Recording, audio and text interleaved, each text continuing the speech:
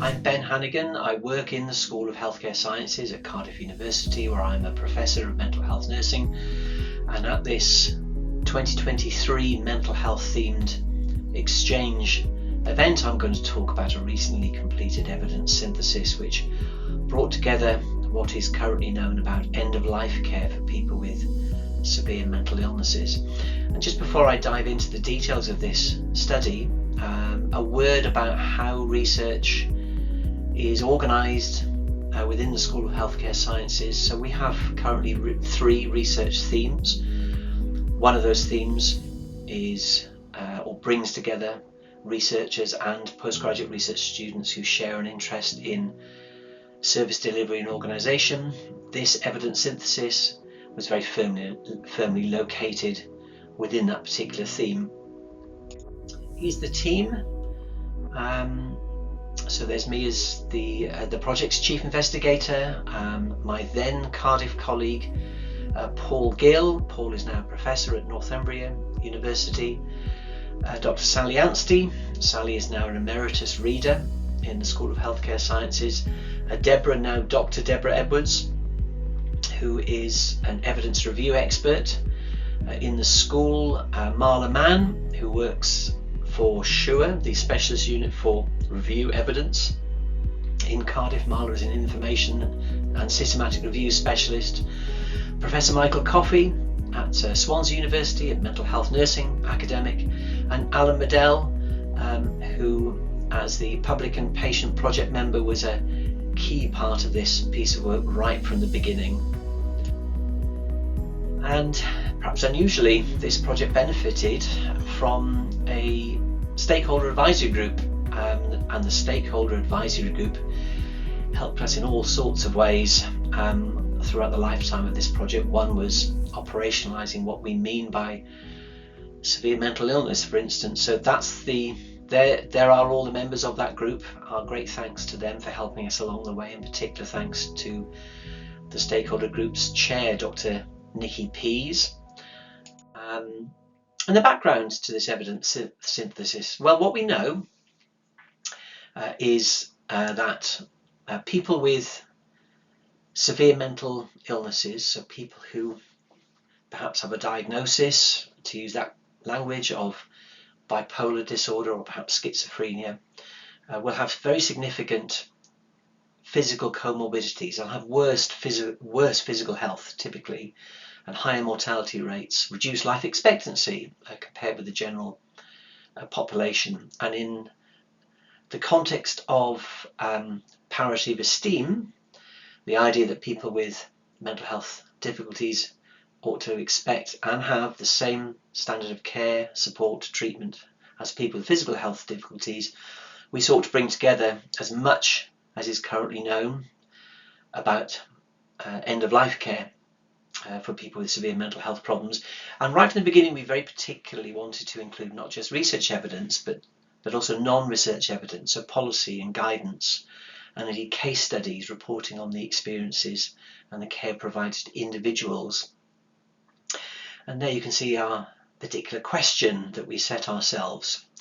What evidence is there relating to the organisation, the provision and the receipt of care for people with severe mental illness who have an additional diagnosis of advanced incurable cancer and or end-stage lung, heart, renal or liver failure, and who are likely to die within the next 12 months? And our methods, which we declared in advance in our published project protocol, involved us in seeking all relevant English language material, research and non-research material that helped us to answer our research questions. So we were interested in evidence relating to service organisation. We were interested in evidence relating to provision and receipt of care. We wanted to find and make use of material reporting on the experiences of service users, of family members, and indeed of staff. And that meant that we sought out very deliberately quantitative research, qualitative research, and unusually, I think, for an evidence synthesis, non-research material including policy guidance, practice initiatives and clinical case studies reporting on the experiences and the care provided to individuals. And then we worked very closely as a team, following guidance on the conduct of evidence syntheses, to search for, to screen, to independently, and then when necessary to put our heads together to decide which items, which materials we should include in our study, to then appraise the quality of the research that was published. We then extracted information, so we pulled out relevant information from the material that we eventually included in our synthesis. We used NVivo 12, which is a qualitative data analysis software package to help us to meaningfully theme material from the research and the non-research items that we brought together. And in the event, we made the decision to conduct 2 parallel thematic syntheses. So in the first of these, we brought together all of the information that we'd been able to gather from the research, the policy and the guidance items that we found and included in the study. In the second parallel synthesis, we conducted a synthesis and reported on a synthesis of what we had learned from our reading, our synthesis of case studies. And in the case of the research items, we conducted an additional analysis using GRADE and CIRQUAL, which hopefully has allowed us to say useful information of particular importance to decision makers and policy makers. And I'll say a bit more about that in a moment. So we searched and we sifted and we sorted, and along the way we retrieved not far short of 12,000 individual citations. And once we had considered those 11,904 original citations, we included 104 individual publications. So if you like, 104 out of 11,904 pieces of material, items, made the cut and made it into our final evidence syntheses, our 2 parallel syntheses. And you can see there on this slide how that 104 items was made up of 34 research publications, 28 non-research items, policy and guidance for instance, and then 42 individual case studies. And there are some headline findings there as to how we themed those materials. So in the first of the 2 parallel syntheses, which brought together research, policy and guidance material, we created 4 themes. One was around the structure of the system, the second was around professional issues, the third was around context of care, and then the fourth was around living with severe mental illness. And then when we brought together our case study material, we created 5 themes there. One was around diagnostic delay and overshadowing. The second there was decisional capacity and dilemmas. Medical futility was the third. Individuals and their networks. And then care provision as the 5th. And hopefully if this presentation, this short presentation, is of interest, you might want to read some of the additional material that is flagged at the end of this presentation. There are 3 separate resources which very much unpack and lay out the detail that I'm just highlighting here in very summary form here in this slide.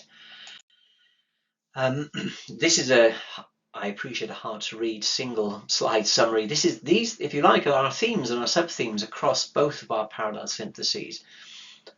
So for instance, you can see in that middle grey box the professional issues theme. So this arose from our synthesis of research and policy and guidance material, and we identified there, for instance, material relating to the relationships between health care professionals and people with severe mental health problems. So there was material around the importance of good relationships. Right at the bottom there, you can see that there were primary research and policy and guidance materials that place particular emphasis on the importance of training and education, so on and so forth. Again, the detail of all of this is in the additional resources that you are very welcome to read, to follow up using the citations at the back there, the end here of this presentation. And so what? So we searched for and found all these items. We sifted, sorted, searched, synthesized. We then produced 52 summary statements.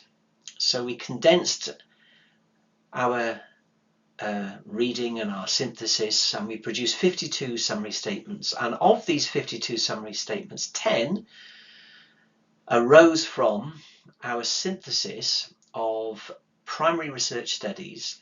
And this is where our grade and cert-qual approach was very helpful.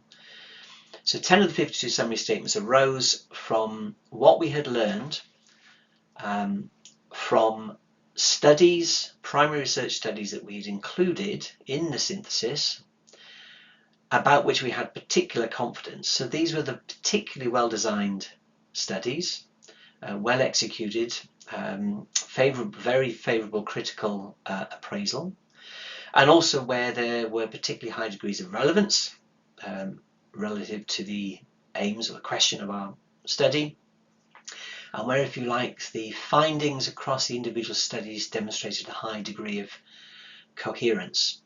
And we used these particular 10 synthesis summary statements to inform our implications for policy and services and practice. And I'm going to come towards, as I come towards the end of the short presentation, I'm going to tell you what our proposals for policy and services and practice arising from these two parallel evidence syntheses are. So in the first case, drawing very clearly on the material that we have brought together in this project, we think that formal and informal partnership opportunities need to be taken across the whole system. So by whole system here, we're thinking about the end-of-life care system and the mental health care system. And that through partnership opportunities, ways need to be found to support people who live with severe mental health problems and who are now at the end of life and receiving palliative or end-of-life care. Ways need to be found to support people to die where they choose. Staff who care for people with severe mental health problems at the end of life need education, they need support, they need supervision. Services need a team approach. Coordinated care is really, really important. And that includes advocacy for individuals, for people who are living with severe mental health problems and are in the expected last year of life. And in order that timely palliative care can be provided to people with severe mental health problems, we think that proactive physical health care is needed as a standard. One of the other things that was striking about the material that we brought together, the research material, is how little research in this area has been conducted in the UK. So we know very, very little from UK-specific primary research on how end-of-life care for people with severe mental health problems is organised, delivered and experienced. So that's a research recommendation. And we think that studies need to be co-produced so that people with, and carers of people with severe mental health problems need to be involved in designing future studies. For anyone who wants, having heard this short presentation, to read the detail of what we did and what we found, here are 3 citations. All are free to download, all are open access. The first is the complete report that went to our funder, the National Institute for Health and Social Care Research, and then the 2 second references here are derived papers. So the first is our report in the journal Palliative Medicine on what we found from our synthesis of research and non-research material, policy and guidance, and then the third in these citations or these references published in the journal BMJ Open, reports on what we learn from our synthesis of case studies. And the final word here goes to our funder. So very important to acknowledge our funder here, the Health and Social Care Delivery Research Programme, which is part of the National Institute for Health and Social Care Research. We're grateful to them for their support, for their funding, but of course the views that I've summarised here today are ours alone as a research team. Thank you very much.